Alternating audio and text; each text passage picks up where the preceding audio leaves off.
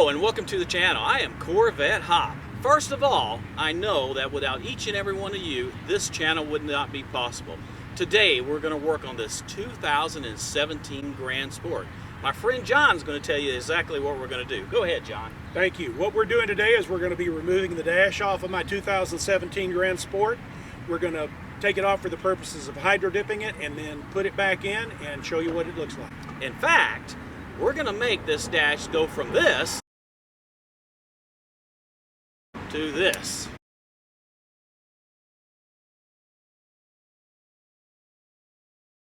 With that, let's go ahead and get started. And hey, keep those cars on the road. Here's a short disclaimer.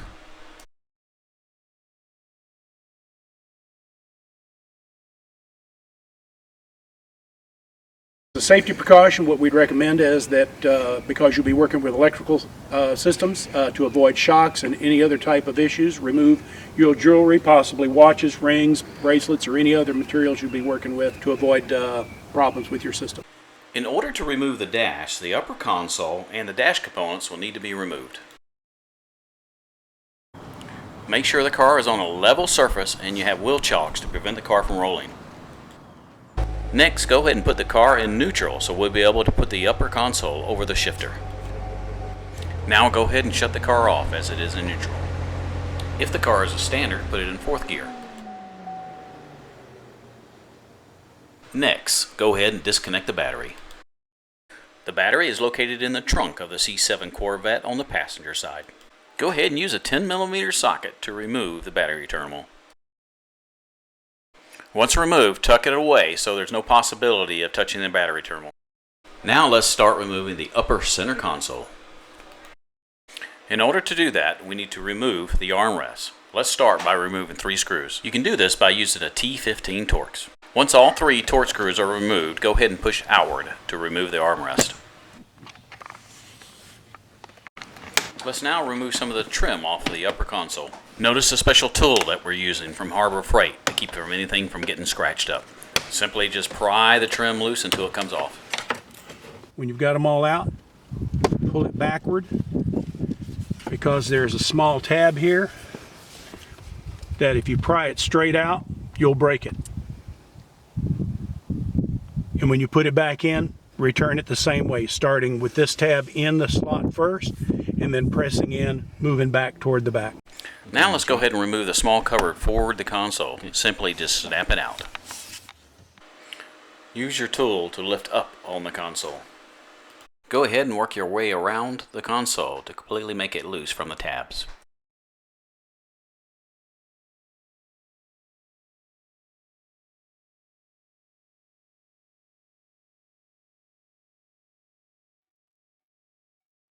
Once the center upper console is loose from the bottom tabs, go ahead and lift up and then pull backwards to remove it from the forward portion of the console. Now you'll be able to get at the connectors on the underside of the console. The first connector we'll remove goes to the drive control. Just push in on the tabs and pull it out. Now let me show you that again with a better view.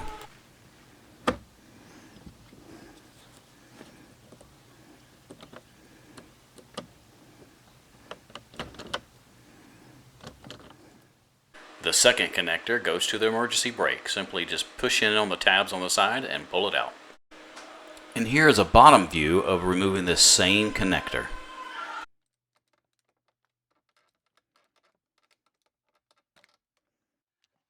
Next, we're going to go ahead and disconnect the shifter boot from the console.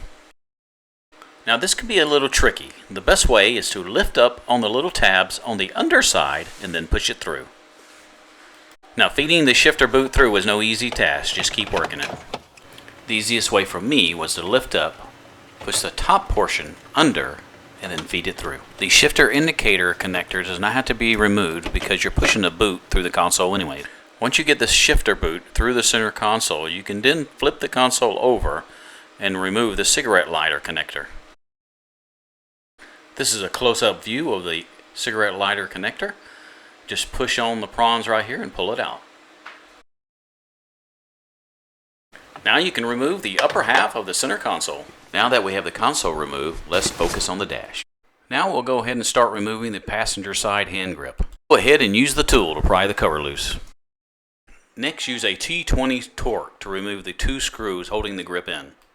Once the screws are removed, you can go ahead and remove the remaining portion of the grip on the driver's side. Simply just apply a little pressure and pull out. Using our special tool from Harbor Freight, go ahead and remove the upper dash trim portion. Work your way all the way around the dash until it's completely removed. The top portion of the trim may seem to be a little bit more difficult. That, of course, is because it is more bulky. However, continue to work your way all the way around until it is completely removed.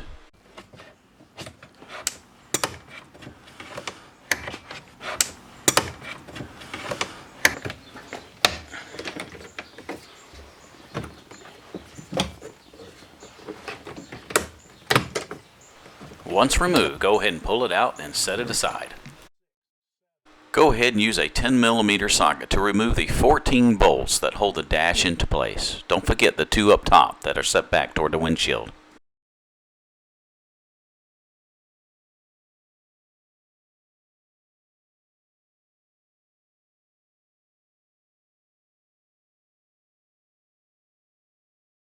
In a few places I had to remove the ratchet extension to get out the screws, but just go ahead and work your way around.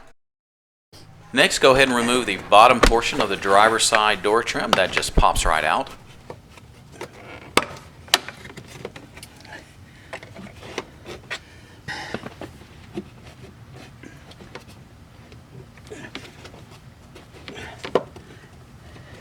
And of course, the reason we remove the trim is so we can get at some bolts and screws. Go ahead and remove the small bolt using a 7mm socket. We'll now go ahead and remove 2 additional bolts using a 7mm socket on the under portion of the panel below the steering wheel. This is the location of the first bolt, and this is the location of the second bolt.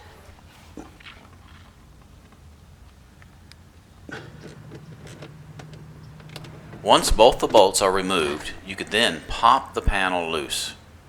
Next, you will need to remove the wire connector to the trunk release.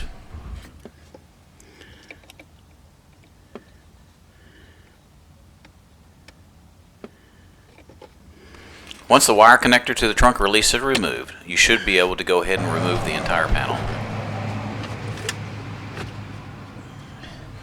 Now go ahead and set that aside. The reason we remove that is because there's still a couple more screws that we need to get at. Continue to use that 7mm socket. The next 2 screws should be the last 2 screws you have to remove before removing the dash. This is the location of the first screw. And this is the location of the second screw and last screw.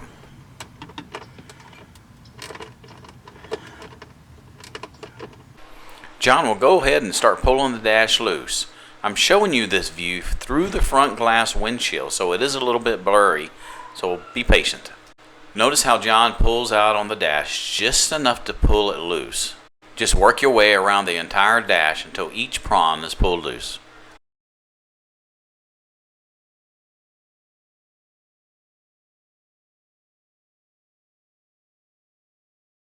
We are now going to start removing the switch wire connectors from the back side of the dash. However, it's impossible to put a camera behind the dash as they're being removed. Therefore, I'm going to show you each switch location and then show you how each wire connector is removed from the switch. For each switch, I'm going to reach behind the dash and remove it with limited view. Then I'm going to show a demo of each switch removed from the dash. Now keep in mind the switch will actually remain on the dash. This is demo only. So you can easily see how the connector is removed. Let's first start with the mirror adjustment switch. Reaching behind the dash is disconnected just like this. Note the release prong on top of the connector. And this is even a better view of where that prong is to release the connector. And now the HUD adjustment switch. Reaching behind the dash, it's removed just like this. Notice the prong release location on the connector. For a better view, I'm providing a close-up view of the switch removed. I give you this view so you can see exactly where the release prong is exactly at. The next switch we need to work on is for those that have a convertible. We need to remove the connector for the up and down convertible top switch.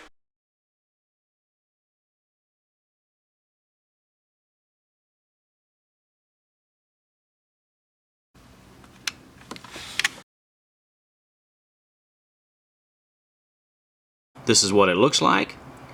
This is how you remove the connector on the bottom of the switch.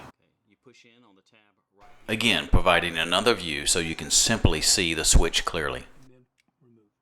Next, we'll remove the wire connector on the dimmer switch.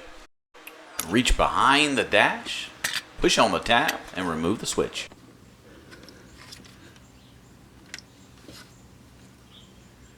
This is a close-up view of the dimmer switch. Simply just push on the tab right here on the connector and remove it. Again, remember, we're only removing the connector. The switch stays on the dash. Let's go ahead and remove the emergency flasher and airbag indicator connector. Go ahead and reach behind the dash, pull on the bottom tab under the connector. And now, just like the other switches, I'll show you a close-up view on how to remove the wire connector. Remember, the actual switch stays in the dash. We're only showing you this demo to show you how the wire connector is removed so that you can see it up close. As mentioned before, it's impossible to get a camera behind the dash when removing. Now let's go ahead and remove the start switch wire connector. From the top side of the dash, reach behind the dash and remove the connector. Once again, not much room behind the dash, but be patient. And now a close-up view of the starter switch and how to remove the wire connector from the rear of the starter switch. Just simply press on this tab right here. The last wire connector from the dash to be removed is a climate control wire connector.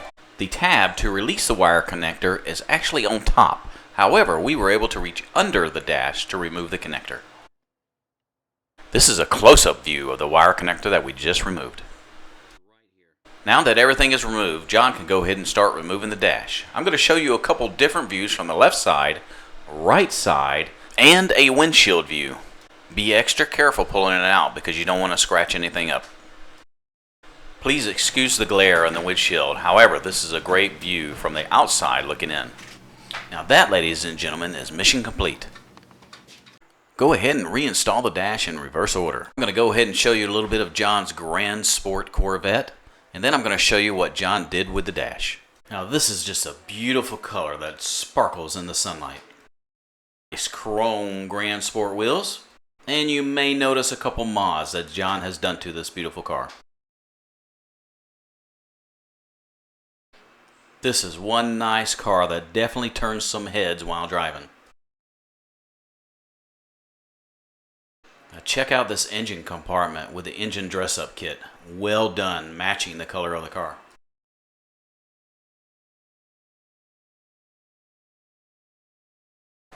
Now John decided to get the dash hydro-dipped by Miles to Wild in Converse, Texas. And that address is 8373 Brooks Drive, Converse, Texas 78109. You can call Miles to Wild at 210-661-0825.